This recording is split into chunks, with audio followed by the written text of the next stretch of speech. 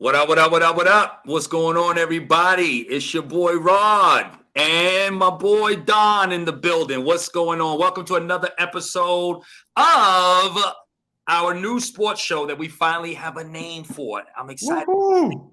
You excited about the name there, Deez? The name. I'm very excited. I'm very excited. You it want embodies to both of us. You want to do the honors and tell the people the name of the show? What's the name of this new sports show we doing, bro? The name of our sports show is Brooklyn Beards and Ball. So, say it one more time. What is it called? Brooklyn Beards and Ball. Brooklyn Beards and Ball. All right. That's what this is all about. You know, my boy Don and I, we from Brooklyn. He represents Sheepshead Bay. I represent East New York. We in Brooklyn, which is the best borough in New York City, by the way. And all right, we got the beards. You know, say Don's beard is a little more filled in than mine, though. You know, his beard actually looks a lot better than mine. You know, I got It's all good. Trim because he got that little thing filled in there. That's what I'm trying to work on. You know what I'm saying? But you know, so he got the beard, and he got some good teeth too. Don got good teeth. You see his teeth? Real white and clean. Thank you. You know what I'm saying? Yeah, you know what I'm saying? It's Brooklyn beard, teeth, and then ball. But then we got ball. You know what I'm saying? And we're gonna talk some ball. We're gonna talk football. We're gonna talk basketball during our segments, and when we have our episodes. We're excited about this new sports show, y'all. So listen, man, we are ready to get into it and to talk some ball for real. We're excited. So that was the name we came upon, and we hope y'all like it. All right, so y'all show us some love on that. And yeah, let's get it in. Look, I'm gonna take a minute, D, because I gotta share this broadcast. All right, you know we live and everything, so I gotta get ready. I gotta share this. All right, no and we're gonna get this on here. All right. Yeah, just give me 1 minute here. But you know what though? We could go ahead and we can start. All right. And let's get it in. Let's get it in. Here we go.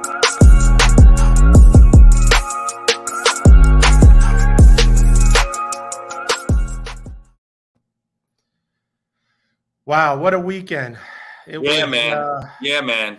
A lot of disappointments, a lot of heartbreak and 808s. Oh man. Woo, it was a very, very interesting weekend in the sports world. Yeah. A lot of upsets, a lot of there was some unexpected endings and some expected endings. Mm-hmm. You know, we highlighted two of the games that were the premier games, which was the Cowboys and the Eagles, and Buffalo and Kansas City. Yeah, which were all they were good games. They taught us a lot, and you know, we saw what the team was and what it wasn't. Also, towards the end of the show, we will talk about how my Niners fared in ATL.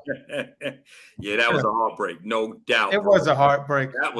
You know, no excuse. They did what they needed to do and what they should do with 9 starters missing. But no excuse. I'm not going to make an excuse. That was a slight excuse. But you know, we lost, and you know, they played very well, and you know, so who do you want to address first? We got.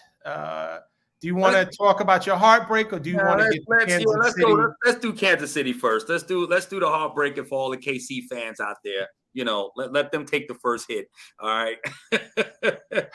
Okay, so my prediction was that Kansas City would be able to pull it out.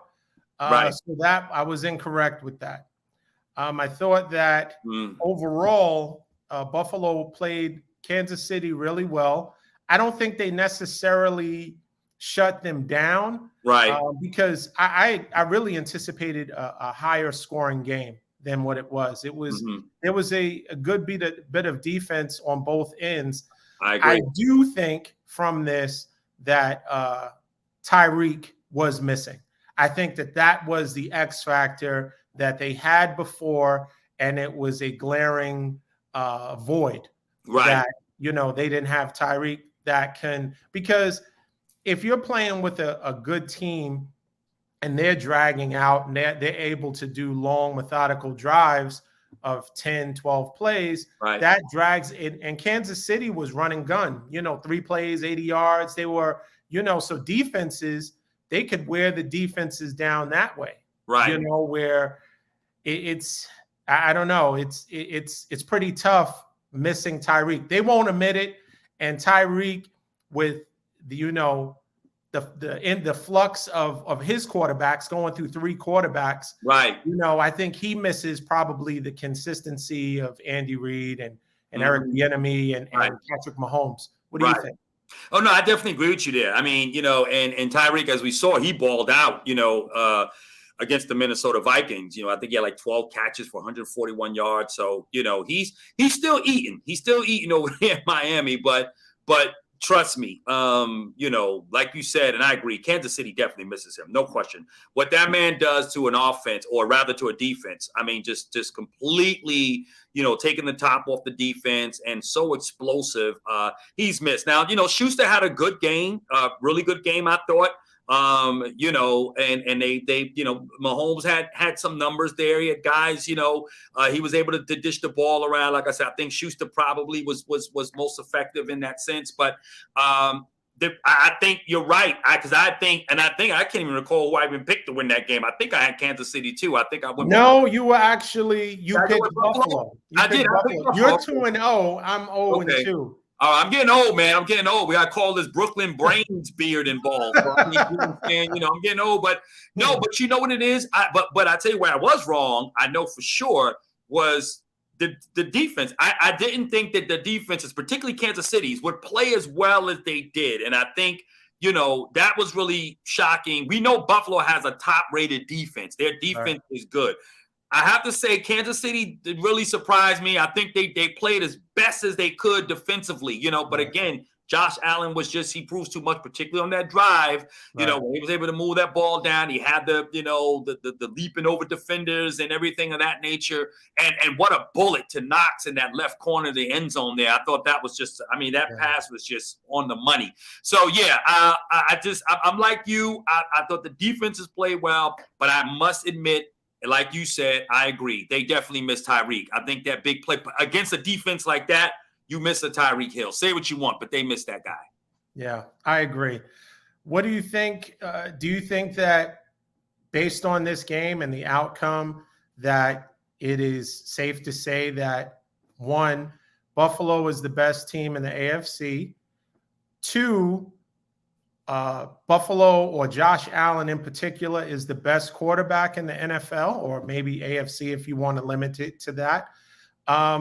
What do you think about that? I think that Josh Allen, I think most complete team. I think your Cowboys played the most complete team from all standpoints, because I still think that Buffalo is a running back, a consistent 3-down back running back away from being unstoppable. Right. Because Devin Singletary, he's good, but overall, I think you need a running game. And if you have a running game, that does a lot. You can have long drives, and when you can set up, you have a quarterback like Josh Allen that sets up the play action. Right.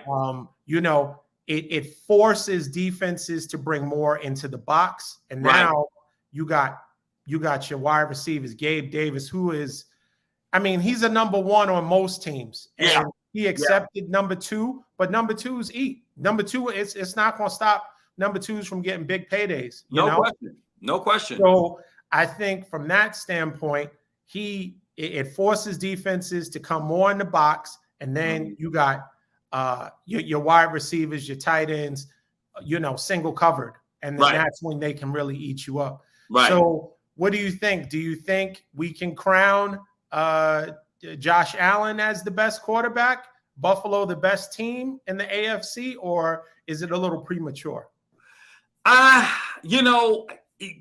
Everybody's a prisoner of the moment, right? We look at these guys, we see how phenomenal they are and the things that they do, especially when their team is winning. And as you said, a complete team, particularly with Buffalo, because I think that the deficit over in Kansas City is their defense, right? So Mahomes kind of has to make up more. He really has to put more on his shoulders because the defense is not elite or great per se. They have their moments, and then of course he doesn't have a Tyreek Hill anymore, so now he's got to do more as opposed to Josh Allen. Like you say, Gabe is like rocking, and he's always the big play receiver, right? And then you, of course, you got Diggs, who balled out yesterday, and he went just ham yesterday and rocked out really well. And so I think I would have to agree with you though that Josh is still that dude. Josh right now, as a prisoner of the moment kind of fan, and you're just enamored with what you see, I would say Josh. But again, I think it still might be a little too early. Look, we forget, right? Mahomes is only a couple years away or removed from being a Super Bowl champion, right? He's a Super Bowl champion. He took his team to back-to-back Super Bowls. And if he had at least 2 healthy offensive linemen in that Super Bowl, the outcome could be a little bit different, right? Yeah. So, I mean, and then you think about their run to that second Super Bowl and how they came back from such, huge deficits in that playoff run that year. You still got to go with Mahomes, even though he had a crucial pick yesterday, as we saw, but again, the pressure, Von Miller, I think I did say this, that when you see Mahomes, if he is under duress a lot of the time, where he's got to improvise a lot of the time, that's when you're going to force him into a mistake at some point. So I think that's what you saw. Miller was coming, the pressure was there, and he had the crucial pick. But I would still say overall, I'm going to give Mahomes the edge. Is still the best quarterback, still, in my opinion, in the league today. But Josh Allen is the best quarterback right now. But Mahomes is the best quarterback in the NFL as it goes in its entirety, if that even makes sense. Way to not step out on a limb there. But no, I agree. It's really a 1A type of situation, because on any given on any given game, any given day, I mean, Mahomes, honestly, both of them, arm talent is there. I think Mahomes can do things that Josh Allen can't do. And honestly, there's a lot of things from a running standpoint. There's a lot of things that Josh Allen can't do that Josh Allen can do that Mahomes can't do. Right. So I also think, just like anything else, I think it's premature, like you said, to make that determination about the best team in the AFC or NFC or even, the league, because we know injuries can get everything back realigned. So teams that seem like they don't have a chance, 1 or 2 untimely injuries can set a team back. And when you're, I mean, just ask Miami. They had Tua. Yep. Then they had Bridgewater. Then they had the third string quarterback. He hurt his hand. Now we're back to Bridgewater. So, I mean, that kind of stuff. Now, the Washington Commanders. Carson Wentz is out. Yep. Now, although I think it's actually an upgrade, because Taylor Heinicke can ball. And he won them a playoff game, too. Exactly. Yeah. Taylor Heinicke, and he was close to beating Brady. Yes, he was. Mean, so I think it's not necessarily a downgrade. I think maybe you'll see a little extra juice with that offense. Right. But, time will tell. It's still early in the season. Yeah. But I think it was a very, very good game. You picked it correctly. So kudos to you. 1-0 on this game. 1-0. 0 for 1. That's it. So it's all good. But listen, it's a long season for that too, because that's true. Picks will come and go. There were a lot of, I mean, who expected, the Tampa Bay Buccaneers to lose? You know what I mean? To the Steelers. And look at that. Right. After the thrashing they took last week, the Steelers. Right. So they got rid of Trubisky. Yep. They wanted their new shiny toy to get up. And what happens to him? Concussion. You sit down somewhere. Now you're back. Now you need him. Tomlin got the shades on, looking for him to deliver. So it's all good. That injuries, all of that stuff is the great equalizer. It is. We'll see what happens. I mean, Atlanta, feel good about that. Yeah, Atlanta. We could insert that right there too. You know what I'm saying? If you want to just. No, that's fine. We can segue right there into. I mean, I was saying to you, I said to you last week, man. I said, look, the Falcons. And of course, I look, I don't have any real animosity with the Falcons because they're not like a real threat to my Dallas Cowboys. They've never been. There's no real rivalry there like the other teams in the NFC East. But I hate their fans down here. These fans are annoying, and they was just going berserk yesterday, of course. So, but I said that Atlanta has been playing really good football. And a lot of games they should have won. Their record should be a lot more improved than what it is. But, to see what they did, Mariota, I mean, he really balled out. So, he did, right. Yeah. He did. What do you think happened in that game, man? What happened to your Niners? Other than the injuries, of course. We have a lot of injuries, but I think that they played us, there was blood in the water. So they took full advantage of it. I think that they played really well. Mariota, as much as he can be an up and down quarterback, if he's hot. Right. He got Kyle Pitts involved. Kyle Pitts has a touchdown, first touchdown of the season. Right. So, here's this highly touted tight end that has been underwhelming. And of course, when he played my team, now he wants to come out of his hibernation and start to play. So I think it was a perfect balance of the run game, which they ran efficiently, and they put up more points than any team has against us this season. Right. So there's a lot of good things. Mariota didn't make any mistakes. He seemed poised in the pocket. He used his legs. He's a mobile quarterback. I mean, he definitely is. Forget how he was when he was with Tennessee. He was a mobile quarterback. Right. He has an arm. Right. So that mix, when you have it, and just like anything else, I mean, that's why the mobile quarterback is so valuable. Right. Because defenses, you force defenses to pick their poison. All right. So we're gonna do the running game. Okay, so now the wide receivers are single covered. All right, now we're going to try to double the receivers. Okay, now if you're doing RPOs, the linebacker is looking to see who's going to take it, and either one could break off for 8 or 9 yards. Correct. And all they had to do, Atlanta, was keep it, third and manageable. That's all they had to do, and they kept moving the sticks. And so my hat's off to them. Really good game. I'm happy for, Lonnie. I'm happy for all of the people that, was rooting for the Dirty Birds to win. Congratulations. Right. We don't have to put up the stat about how many championships, Super Bowls. We don't have to do that. That's not necessary. We don't have to do that. We don't have to muddy the water and talk about Super Bowls. We don't have to talk about 28 to 3. Yeah. We don't have to do any of that. We won't. This show is above that. It's above. We won't do that.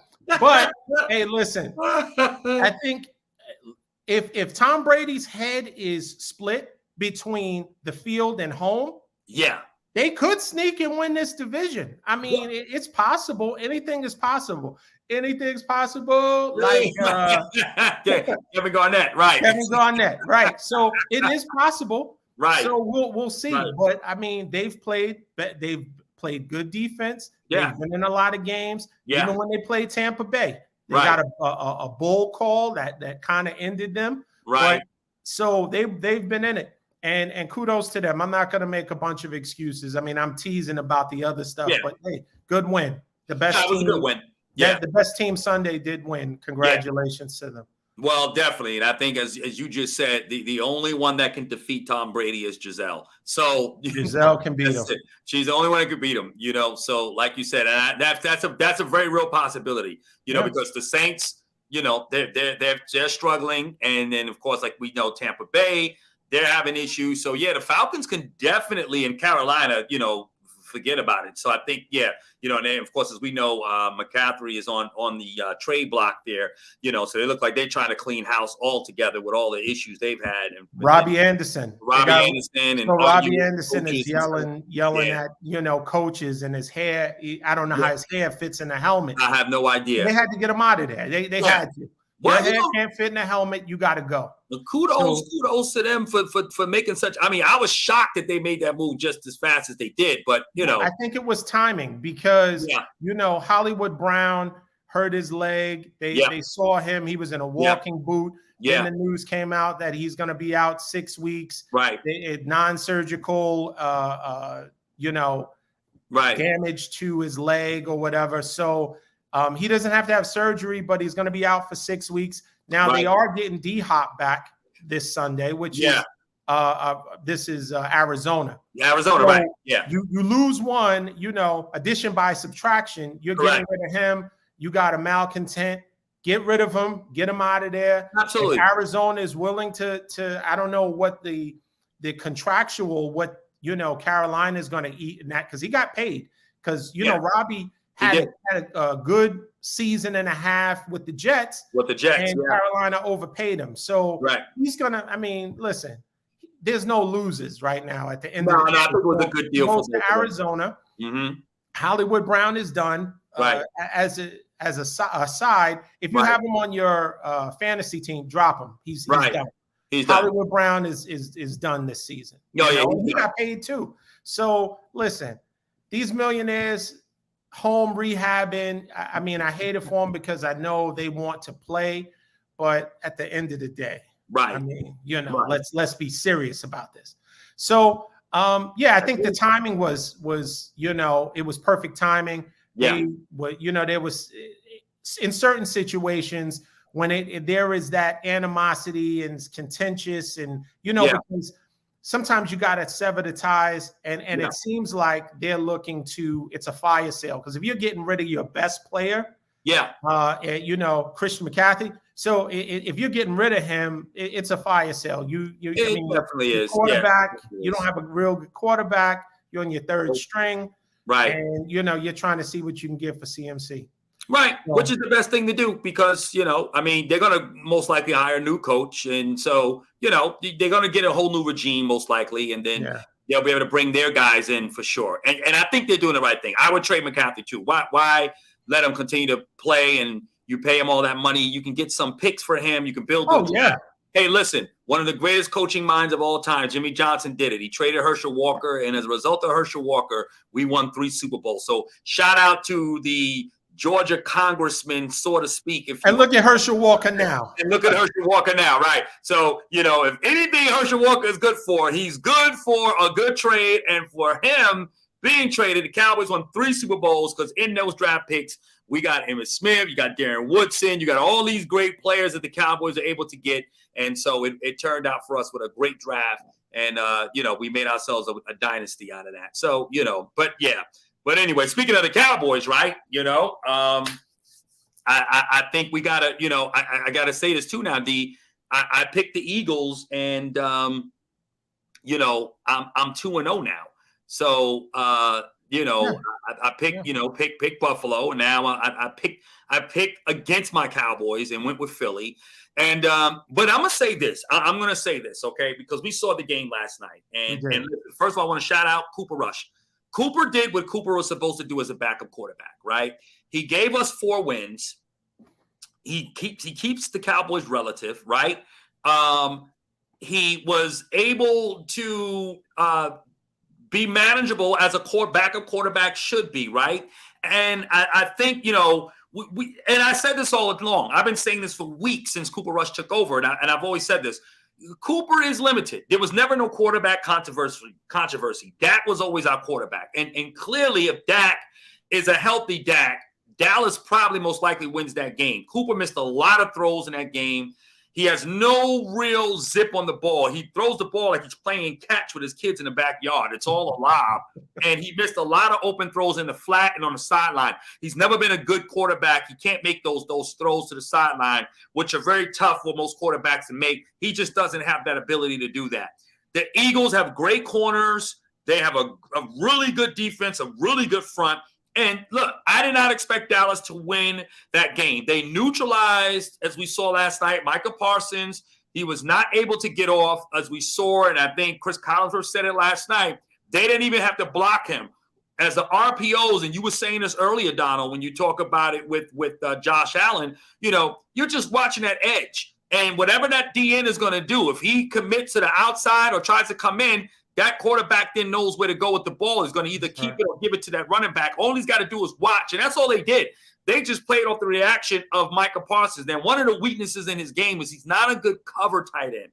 He still struggles in coverage. And so when they played him back, and I think it was maybe 8 or 9 snaps in that game where they played him back, and the Eagles, listen, Hurts would call an audible based on wherever he was lined up, and then they would go ahead and run what they have to run. If he was in a pass situation where he was going to rush, hey, they was going to run towards him and just let him react, and then they would adjust accordingly. So kudos to the OC, I forget his name, for the Eagles.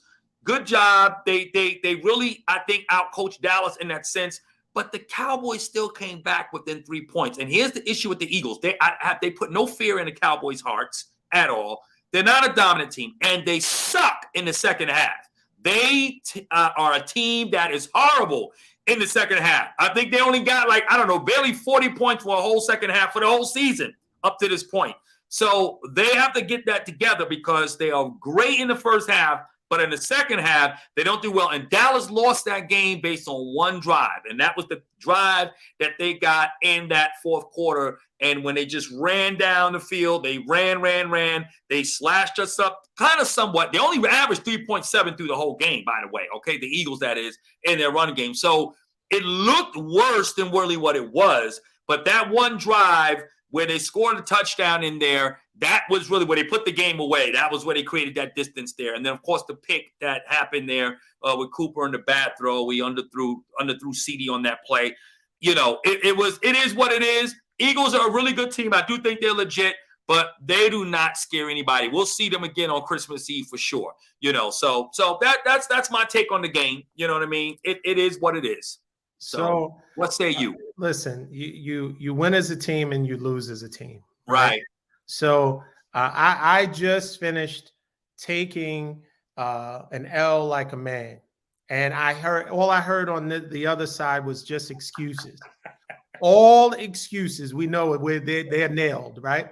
So if that is listen, I think that particular drive, there's a few things. I think that CeeDee Lamb on that pick, I thought that he quit on the play. I think that he should have done something to at least go for it. It was thrown short, but he could have tried to come back. I mean, he just kind of shifted off into the sunset, out of the side of the camera. And I think in those situations, that particular drive that you talked about, I was watching the game and I was counting. They ran the ball 11 times straight. They did. And it was just like, yo, are they trying to let Dallas back into this game? That's what I was thinking to myself, because, there's always a little bit of, Jerry Jones that's the conspiracy theorist coming right there. That's far-reaching. His powers are far-reaching. So I'm looking at the block in the back that they didn't call on Tony Pollard. And I'm like, okay, someone threw the ref threw the flag. Right. Everyone got in there. They got into a huddle. Jerry Jones had them in the ear, said, no, pick it up. They all picked the flag up. What he told them, he said, look, the check just cleared. All right. It cleared. Exactly. The check is cleared. Check your accounts. It cleared. Right. Check your accounts. Right. He cash apped them all on the field. Right. So I'm looking at it and I'm saying in the first half, now I do agree with you that they did overall they sucked in the second half. Right. But they got away from what was working in the first half, because really the way they were playing in the first half, it should have been more of a blowout. And I thought that they took their foot off the gas because and allowed the Cowboys to get back into the game. I was telling one of my boys when I was watching the game, I said, if they score, I think it was right before the half. Right. I said, if they score that touchdown, this was the Cowboys. I said, Cowboys are going to win this game. Wow. Because it got to the point where it was that drive, and he threw that ball. Was it to Noah Brown in the corner? Yeah, when he tried to make the catch in the back of the end zone. And Noah Brown. and initially, once again, touchdown, because it was Cowboys touchdown. Right. He wasn't even close. No. But see, that's a little bit of that, home cook, not even home cooking, but that's, Jerry's a powerful person in the NFL. Yeah, he is. Yeah, he is. I said, okay, he didn't seem like even his butt or his hip, anything touched down in bounds, but they were immediately ready to call it a touchdown. And I said, well, the Cowboys are starting to play into Dallas's hands. And if they keep playing with them, anything could happen. Oh, anything. Absolutely. And when it got to 2017, I said, they're going to mess around and lose this game. Then they went on that long drive where they were 11 runs and 2 passes, and it was like, okay. And then, and like you said, that play pretty much sealed the deal. Yeah. So as I said last week, I thought that this was perfect. This is exactly what the doctor ordered. We needed Cooper Rush to lose. I think that we had for him to come back down to earth, because as much as it doesn't matter what I think, it really doesn't matter what you think. It doesn't matter what Cowboy Nation thinks. It matters what Jerry Jones thinks. So if Jerry Jones thought that there was going to be a quarterback controversy, or he thought that Cooper Rush gave him the best chance, I still believe, whether Dak's hand was good or not, if Cooper Rush managed to beat the Eagles, he would be the quarterback against. They would just push it out, come back Dak after the bye. He would play Detroit this week, and he would play the Bears the following week. Yeah. But because Cooper Rush came back, he came back to earth, turned to a pumpkin. All of the cliches that people say when somebody is he was cast down, all of that. Like the sodomite, he was cast, all of that. Right. So he came back to earth, and then everyone said, you know what? We appreciate Dak in certain throws, certain plays, certain mobility or lack thereof. Right. Dak would have been able to get us or extend the drive, extend the play, because let's face it, the defense still played decent because the Eagles didn't blow them out. It was still a closely contested game. It was. But overall, I think having or not doing a whole bunch of 3 and outs, it gives your defense time to rest. And when you have a team that is doing a lot of RPO, a lot of runs, a lot of misdirection, your defense needs to have rest. And if they're on the field for a long drive, then the offense gets it, and then they're 3 and out and they're right back on. Eventually teams, will get worn out by that. And then those little 2 and 3 yard or 3.5 yard gains become 7, 10-yard gains. Yeah, exactly. And, it's just the nature of the beast. But anything else on Dallas? I'm good. Dak will come in. We got 2 winnable games coming up. Detroit and Chicago. So we'll be 6-2 before the bye. Hopefully, if all goes well. Don't sleep on Detroit, though. Detroit's got a very good offense, and they play hard. They play tough. Yeah, in fact, I'm probably more concerned about that game than the Chicago game. But I like Dallas winning these games, but you're right. I'm not going to take anything for granted. But like I said, kudos to the Philadelphia Feebles. They got it. They won. It was, and I even picked them to win because I'm a reasonable, sensical fan. You know what I'm saying? So they got it. But we see them twice a year, so we'll get them on New Year's. Right. Christmas Eve. We'll see them again. Yep, it's all good. That's fine. It was good. So real quick, before we wrap it up for today, yes, sir. We're going to preview 2 games. Okay. Real quick, we have the Monday night game, which is the Los Angeles Chargers versus the Denver Broncos. Right. Oh man, this could be a long segment, so we're gonna really have to cut it short as to what Russ is doing. Now he has I don't know if it's a torn pec or he labrum, something. He has some kind of torn thing in his throwing arm that is affecting him. So they've been hit with injuries also. Right. Losing Javonte was a big deal. Their Right. running back was young and up and coming. Melvin Gordon is a little long in the tooth, but he's efficient, as a 1-2 punch, like Right. Zeke and Pollard, type. When you have a 1-2 punch, it kind of preserves the older player. Well, to Correct. lose him, Correct. you're losing a big part of the run game. Right. But he does have good receivers. Judy is, he's an underachiever. Judy is not lived up to top billing. But right. Courtland Sutton, and Courtland Sutton is the man, number 14. Yeah. Sutton is good. But if you can't get him the ball, right, what are you going to do? And I think LA, it's going to be a lot of Eckler. They're going to Eckler him to death, because Keenan Allen is dealing with an injury. So you got Mike Williams.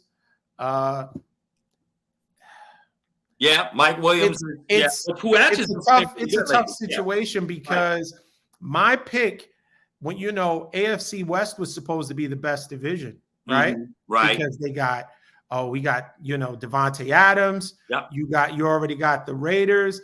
Yep. They got a good quarterback. You got the Chiefs. They got a good quarterback. They have Kelsey. Right. You got and then you had Russ, right? This is all you had Russ. You had Russ. Yeah. And so he was supposed to be, and then of course you have Herbert. Right. So it was supposed to be the best division, but injuries, like anything else, like I said earlier, is the great equalizer. So they've done, because they beefed up their defense. So the Chargers that was my pick coming out of the AFC West, the Chargers, because I think they made the most improvements on the defensive end. Herbert was already balling out. Right. And you have Keenan Allen, Mike Williams, Eckler. You have a 3-down back. You got 2 good wide receivers. You got one for the deep ball, one for the intermediate routes. Right. And it's soft tissue injuries that's shutting people down. So, I think this is going to be the season of soft tissue injuries and concussions. If your eyes cross, if that camera catches you with your eyes crossed, we got somebody up top. We got to take him out. Right. And I think it's an overreaction to Tua, but we never touched on this, but I think clearly Tua was concussed the first game. Yes, he was. Sunday. Oh, absolutely. Everybody saw it. And there's nobody's back. Everyone's had lower back, upper back, shoulder, mid back injuries. Nobody's back makes your knees humble. Right. You know what I mean? Either you can't get up or, but clearly he was concussed. And I think that the NFL is overreacting to that. Well, the NFL, you got to remember, it's about their bottom line. I think they even gave a statement, I think it was last week, saying that they're not changing anything in relationship to roughing the passer calls because, they don't care about, at the end of the day, right? A player's livelihood or the outcome of a game. That's the microcosm of what's important for them. It's all about, the macro perspective of money. They've spent now of least given out over $1 billion, right?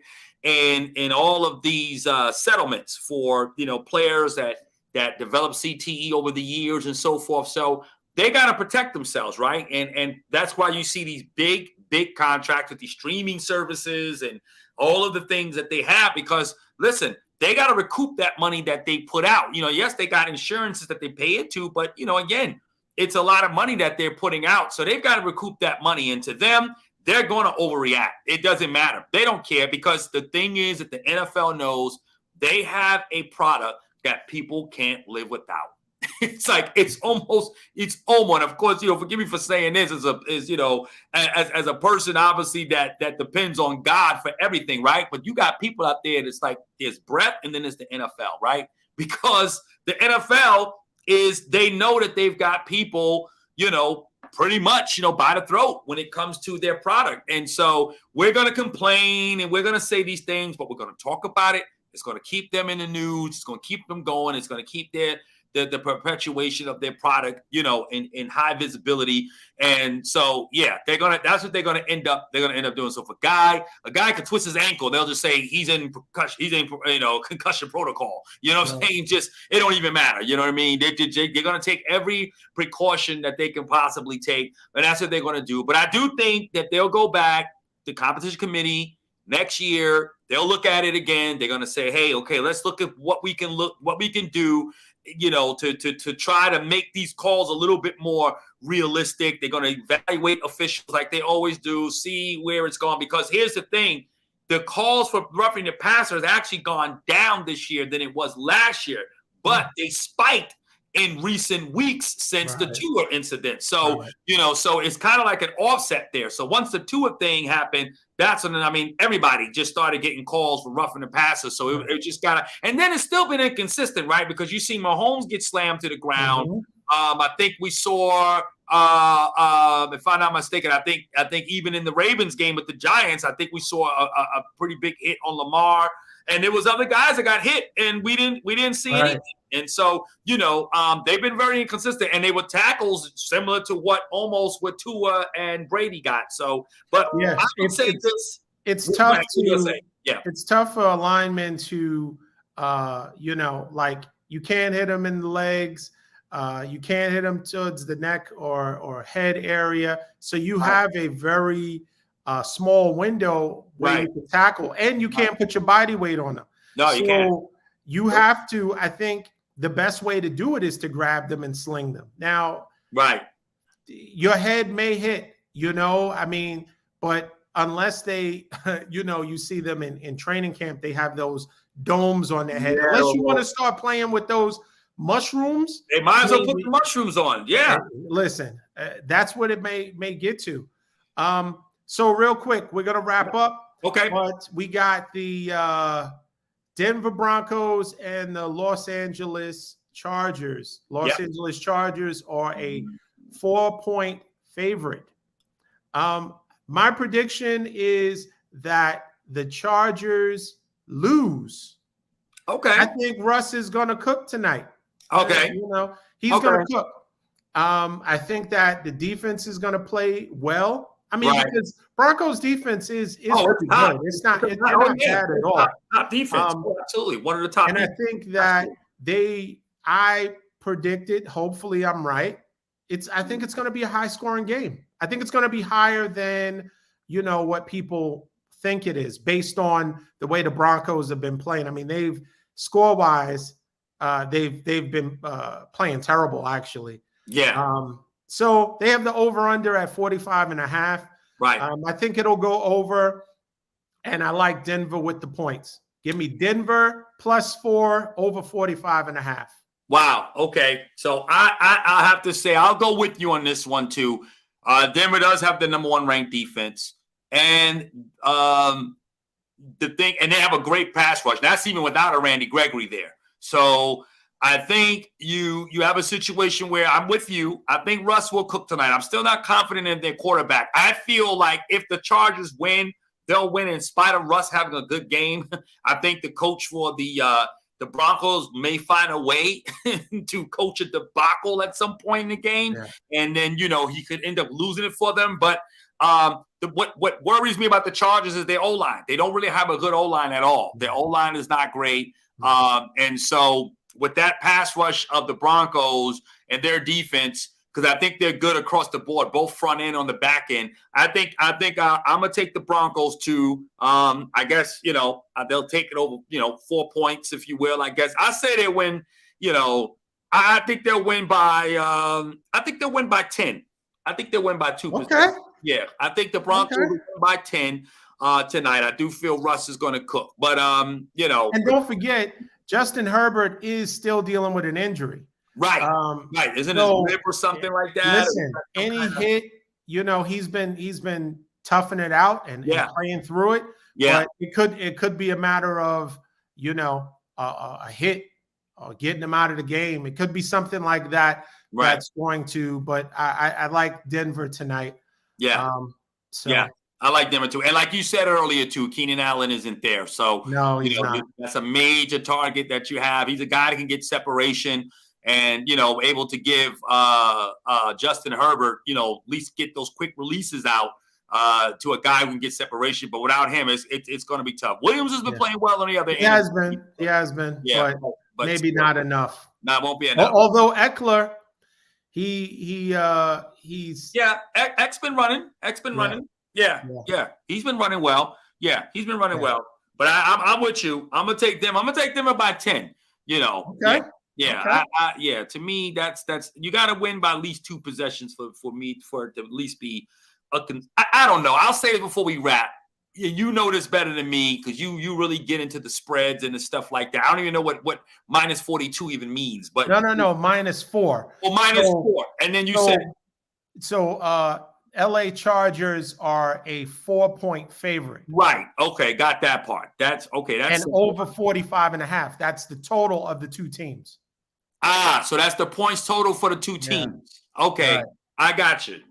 Okay, so I got over, and I got give me the points with give me the points with the Broncos. I'll take the 4 points. So over 45.5. I won't take, I guess that, well, what is it? I think they'll win 27-17, the Broncos. So I don't know. That'll give them under 42 for the game, right? Wouldn't that? Yeah, that's under 45.5. That's under 45, actually. So, right. So I think I would go with that. And, because to me, if a team loses 10-0, right? To me, that's a close game, right? That's, would that be considered to be a blowout? If a team was expected to lose by 10 points, but they lose 10-0, right? To me, that's a close game. Shut a team out? I don't know. Or even if you lose 10-3, right? So say if a team is a 7-point underdog and you're like, wow, that's a lot of points, but they lose 14-7.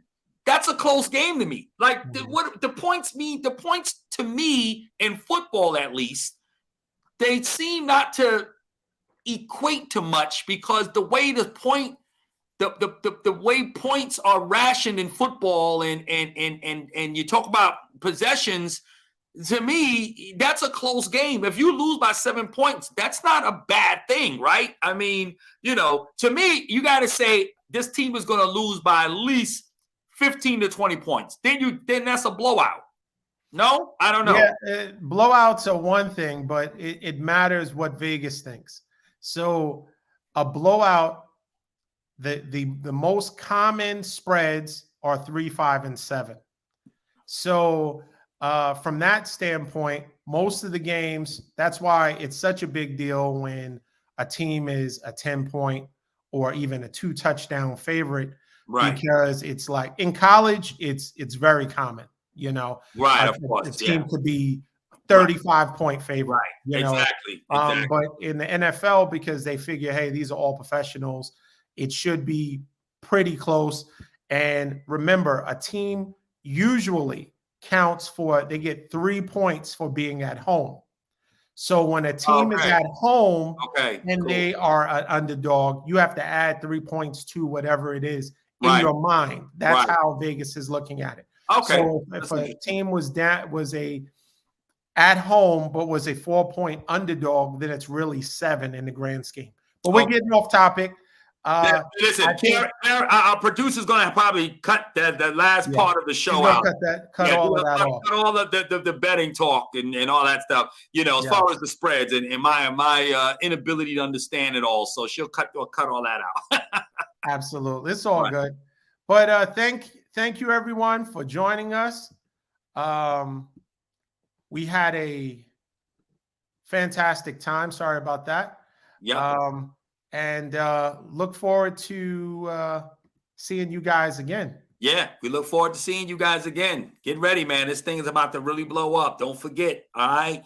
Tune in. We're going to have some great things. Our channel's getting ready to blow up. We're going to have more information for you guys on how to, tag us and get with us and get with us when we do these broadcasts. So a lot more stuff is coming. We got a great long football season still ahead of us. So I'm excited, So Brooklyn Bids and Ball, we getting ready to drop it. My boy Don, it's your boy ROD. We love you guys, man.